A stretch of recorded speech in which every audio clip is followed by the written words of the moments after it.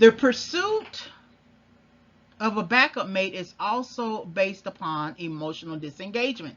Emotional disengagement is a process of psychologically divesting from the current partner. Conroy Bean et al. Suggests that the emotion that facilitates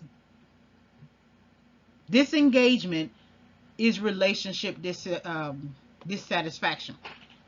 You know, relationship dissatisfaction is so relative.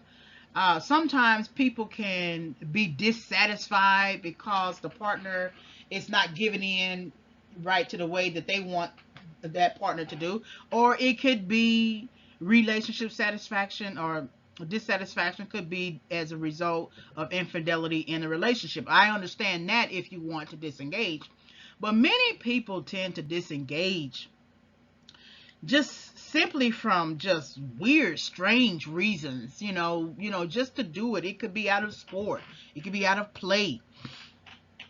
It's something to think about.